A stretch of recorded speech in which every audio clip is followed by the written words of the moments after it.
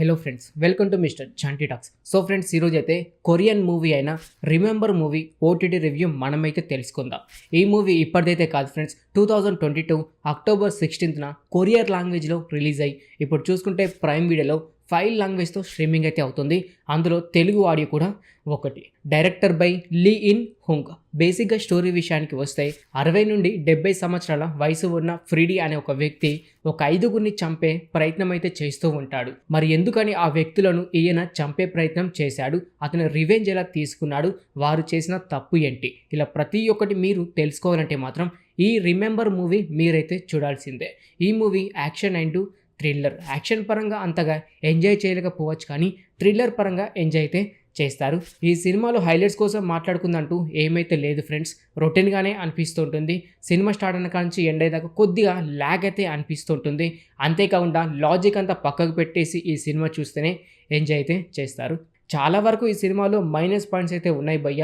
Cinema start అయిన కాడ నుంచి ఎండ్ అయ్యేదాకా చాలా ల్యాగ్ అయితే అనిపిస్తూ ఉంటుంది. అంతేకాకుండా స్టోరీ కూడా 1 అవర్లో ఫినిష్ అయ్యేది 2 అవర్స్ దాకా యావరేజ్ డ్యూరేషన్ తీసుకొచ్చారు. అది కూడా ల్యాగ్ అయితే అనిపిస్తూ ఉంటుంది. బ్యాక్గ్రౌండ్ మ్యూజిక్ కూడా అనుకున్నంతగా అయితే సెట్ అయితే అవ్వలేదు. థ్రిల్లర్ పరంగా ఎంజాయ్ చేయాల్సిన సీన్స్ ఉన్న ఆ సీన్స్ మాత్రం జస్ట్ ఒక యావరేజ్గా తీసుకెళ్లాడు. అది కూడా మీకైతే బోరింగ్ అయితే ఫీల్ అయితే అనిపిస్తూ ఉంటుంది. ఈ సినిమాలో చాలా వరకు మైనస్ పాయింట్స్ అయితే ఉన్నాయి భయ్య. వాటి కోసం మాట్లాడుకుంటే మొదటిగా ఈ రివెంజ్ అనేది 60-70 ఇయర్స్కి అప్పుడు రివెంజ్ అయితే తీసుకుంటాడు. కాకపోతే ఆ 20 నుంచి 30 ఇయర్స్ మధ్యలో ఉన్నప్పుడే రివెంజ్ అనేది తీసుకుని ఉంటే లాజిక్ పరంగా సెట్ అయ్యేది. ఈ 60 ఇయర్స్ వచ్చాక రివెంజ్ తీసుకోవడం అంతగా సెట్ అయితే కాలేదు. అంతేకాకుండా ప్రతిసారి ఒకరినెనుక ఒకరిని చంపుతూ వెళ్తూ ఉంటాడు.